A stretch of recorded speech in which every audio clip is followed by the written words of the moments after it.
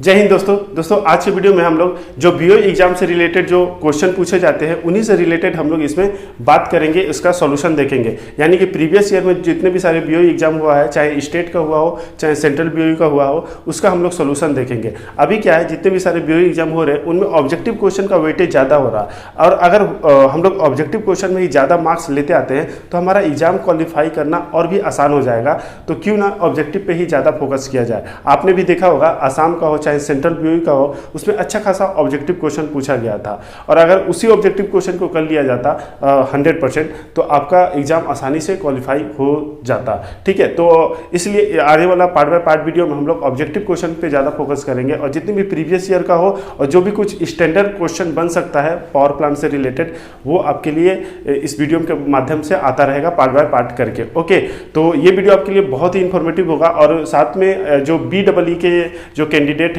और साथ में आपके जो बॉयलर अटेंडेंट फर्स्ट क्लास के लिए जो कैंडिडेट है उसके लिए भी ये इंपॉर्टेंट होगा, और आपका नॉलेज भी बूस्ट होगा। तो इसलिए वीडियो के साथ बने रहें, और यदि आप इस चैनल पर नए हैं तो चैनल को सब्सक्राइब कर लें और बेल नोटिफिकेशन को ऑन कर लें, ताकि इस टाइप का नॉलेजफुल वीडियो आपको सबसे पहले मिले। तो चलिए अब वीडियो करते हैं स्टार्ट। तो सेंट्रल बीओई 2021 एग्जाम पेपर 1, तो पेपर 1 जो हुआ था सेंट्रल बीओई 2021 यानी पिछले वर्ष जो एग्जाम हुआ था, तो इसमें जो ऑब्जेक्टिव क्वेश्चन था इसमें उसी के बारे में भी हम लोग देखेंगे।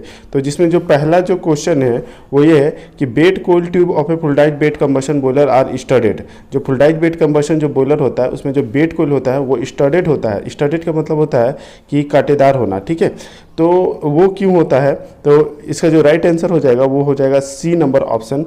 तो यानी कि बोथ, तो बोथ में यानी ए और बी। तो क्या है, तो ए में तो to increase the heat transfer and to minimise erosion of the tube. तो यानी कि हीट ट्रांसफ़र को बढ़ाने के लिए और ट्यूब में जो इरोजन होता है, कि ट्यूब जो घिस जाता है उसको कम करने के लिए स्टडेड किया रहता है। ठीक है, आप यहाँ पे नीचे डायग्राम में भी देख सकते हैं कि ये जो कांटेदार स्ट्रक्चर है इसी को ही स्टडेड बोला जाता है। ओके, नेक्स्ट जो क्वेश्चन है वो ये है कि the capacity of ID fan यानी कि induced draft fan is higher than that of FD fan for a boiler using balance draft because. बोला कि जो बैलेंस ड्राफ्ट होता है उसमें जो ID फैन की जो कैपेसिटी होती है वो ज़्यादा होती है as compare to force draft.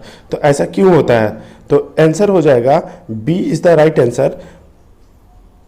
Specific volume of air is less than that of flue gas. तो बोला कि एयर का जो स्पेसिफिक वॉल्यूम होता है वो लेस होता है फ्लू गैस से। देखिए यहाँ पे क्या हो गया, ये हमारा FD फैन हो गया और ये जो हो गया वो ID फैन हो गया। FD फैन में क्या होता है कि जो एयर जो हैंडल किया जाता है, कैरी किया जाता है, वो कोल्ड एयर होता है, और कोल्ड एयर की जो वॉल्यूम होती है वो कम होती है, और ये उसी एयर को यदि हम लोग हीट कर देते हैं तो उसकी वॉल्यूम क्या होगी, बढ़ जाएगी। तो उसको हैंडल करने के लिए लार्ज कैपेसिटी का जो फैन चाहिए, इसलिए ID फैन की जो ये कैपेसिटी होती है वो FD फैन से ज़्यादा होती है। तो आई होप कि ये क्लियर हो गया होगा। अब जो नेक्स्ट है वो है for the same cross sectional area and height a beam of I section take more load than that of rectangular section. बोला कि हमारे पास एक आई बीम है और एक रेक्टेंगुलर बीम है, तो इसमें जो लोड कैरिंग जो कैपेसिटी होता है वो आई बीम का ज़्यादा होता है, जबकि इसका एरिया और जो हाइट है वो दोनों का सेम है। तो देखिए इसका जो राइट आंसर हो जाएगा option number A is the right answer. जब हम लोग आई बीम के बारे में देखे थे तो उसमें हम लोग जानते हैं कि सेक्शन मॉडुलस जिसका ज़्यादा होगा वही उस बीम में लोड कैरिंग कैपेसिटी ज़्यादा होगा। तो आई बीम का जो सेक्शन आप मॉडुलस देखेंगे तो इसका ज़्यादा होता है, तो यही जो होगा इसमें जो लोड कैरिंग कैपेसिटी हो जाएगा ज़्यादा हो जाएगा। सी यहाँ पे गलत आंसर है। ओके, ये बाय मिस्टेक से हो गया है, आप A is the right answer है। ओके, अब जो नेक्स्ट है वो है choose the fuel with highest calorific value. तो हाईएस्ट कैलोरिफिक वैल्यू किस में होता है, तो राइट आंसर है कोल। कोल का इन सभी ऑप्शनों में से कोल का जो होता है वो हाईएस्ट कैलोरिफिक वैल्यू होता है। नेक्स्ट है a boiler is permitted to operate at a maximum pressure 17.5 kg per centimetre square in APS standard pressure gauge fitted in the boiler to its correspond to. हो रहा है कि एक जो boiler है उसमें 17.5 जो kg पर सेंटीमीटर स्क्वायर जो प्रेशर वो मैक्सिमम परमिटेड किया गया है। अब आपका एक प्रेशर गेज लगाया गया जो कि APS सिस्टम बताता है। तो APS सिस्टम में ये जो 17.5 kg है वो कितना बताएगा, यानी PSI में कितना बताएगा। तो इसको जानने के लिए आपको पता होना चाहिए कि 1 kg में आपका कितना PSI होता है। तो 14.2 होता है PSI। तो 1 kg में इतना, तो 17.5 kg में कितना होगा, इसको यदि हम लोग मल्टीप्लाई कर देंगे तो ये हो जाएगा, option number C is the right answer, 250 psi हो जाएगा राइट आंसर। ओके, अब जो नेक्स्ट है वो है heat added to the water in the economiser is. तो देखिए इकोनोमाइजर में जो हम लोग हीट ऐड करते हैं वो होता है सेंसिबल हीट, तो ए हो जाएगा राइट आंसर।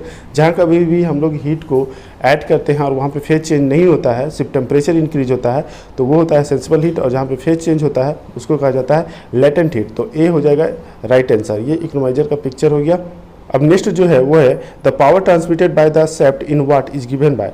तो इस पिक्चर में आप देख सकते हैं कि जो बीच वाला जो होता है ना उसी को सेप्ट कहा जाता है, तो इससे कितना पावर ट्रांसमिट होगा, तो वो हो जाएगा option number C is the right answer, P = 2πN/T/60। Okay, जब इसको आप फॉर्मूला से कैलकुलेट करेंगे तो ये आता है आपका 2πN/60, तो ये सेप्ट से इतना पावर ट्रांसमिट होता है।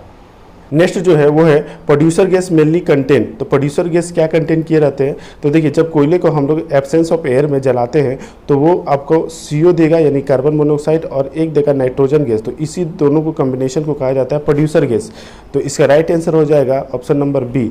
ओके, तो इसको आप यहाँ पर भी प्रोड्यूसर गैस को यहाँ पर डिटेल में पढ़ लीजिएगा कि इसका क्या कैरेक्टर होता है। ओके, आप ये सभी PDF को आप कि जो टेलीग्राम चैनल है, जो पावर प्लांट गाइड नाम से जो टेलीग्राम चैनल है उसमें सभी अपलोड किया रहेगा, आप वहाँ जाके इसको आसानी से डाउनलोड करके आप डिटेल में पढ़ सकते हैं।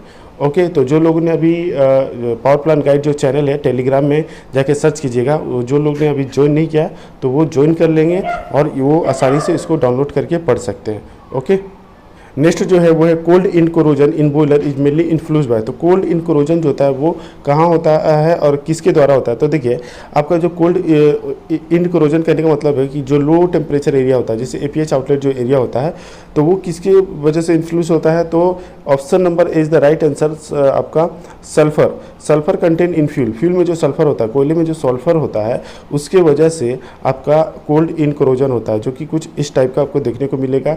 ये कैसे होता है, तो आपका कोल्ड में जो सल्फर होता है वो SO3 का फॉर्मेशन हो जाता है, और आपका जो फ्लू गैस में जो वाटर वेपर है उससे रिएक्शन करके ये बनाता है H2SO4, और यही कोल्ड इंड इरोजन जो होता है वो इफेक्ट करता है।